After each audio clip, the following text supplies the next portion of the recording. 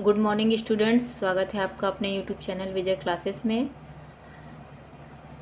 Student, आज हम लोग हिंदी स्वरों का वर्गीकरण के विषय में अध्ययन करेंगे उच्चारण स्थान के आधार पर।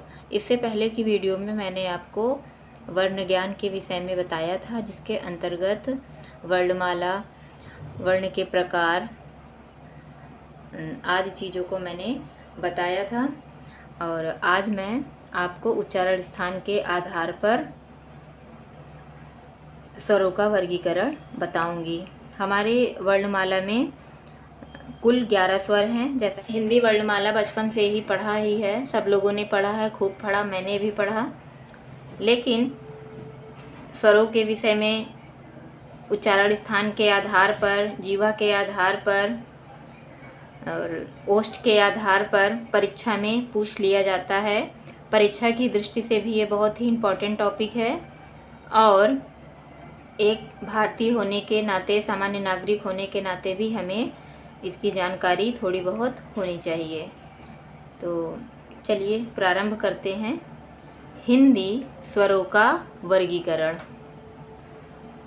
सबसे पहले स्वर देखते हैं। स्वर मैंने पिछली वीडियो में भी आपको बताया था। अ, आ, ई, उ, री, ए, ओ, औ, ये हो गए हमारे कंप्लीट 11 स्वर। और जो 11 स्वर हैं, इनका उच्चारण स्थान अलग अलग है।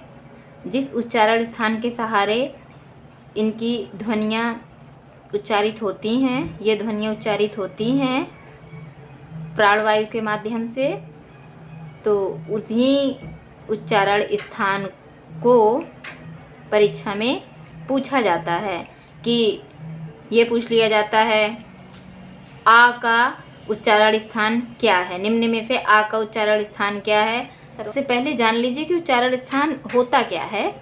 ये मुख के जिस भाग से जिस वर्ण का उच्चारण होता है, वह भाग उस वर्ण का उच्चारण स्थान कहलाता है ना।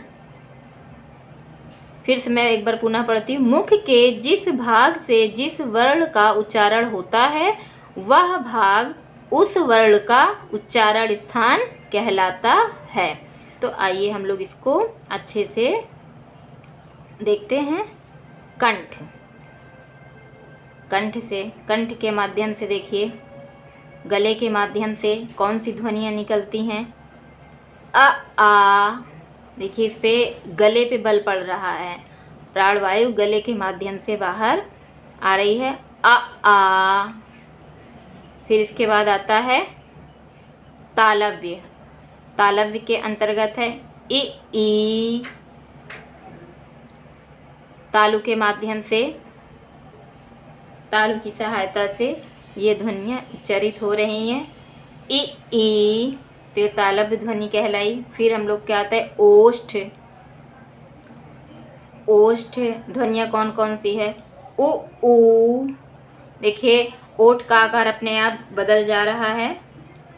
आप स्वयं प्रोनाउंसिएशन करके देखिएगा तो अच्छे से समझ में आएगा। कुछ लोग तो जानते भी होंगे, जो लोग नहीं जानते उनके लिए ये वीडियो बहुत ही उपयोगी है।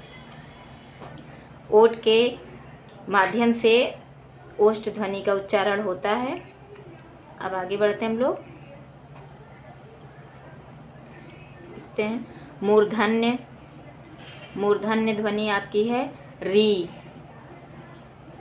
ये तालु के ऊपर के भाग से ना, तालु के ऊपर के भाग से उच्चारित होती है। देखिए उसी पे बल पड़ता है री।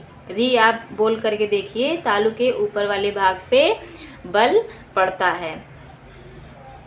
कंठ तालव्य ध्वनि देखिए कौन कौन सी है। ए, इस पे क्या है, गले और तालु से, गले और तालु के सहारे ये ध्वनियाँ उच्चारित होती हैं।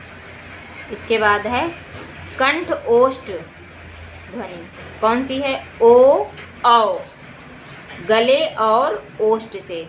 इसका उच्चारण कहाँ से होता है, गले और ओष्ठ पर बल पड़ता है, प्राणवायु बाहर आती है इसके उच्चारण में ओ, आओ, गला और ओठ दोनों एक साथ मूवमेंट करता है।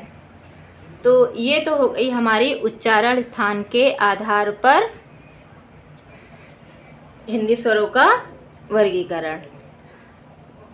स्टूडेंट्स, ये हमारा जो टॉपिक हमने आज सॉल्व किया छोटा सा, तो मैं अलग अलग भागों में बताऊंगी सभी टॉपिक्स को थोड़े थोड़े में, ताकि अच्छे से समझ में आ जाए।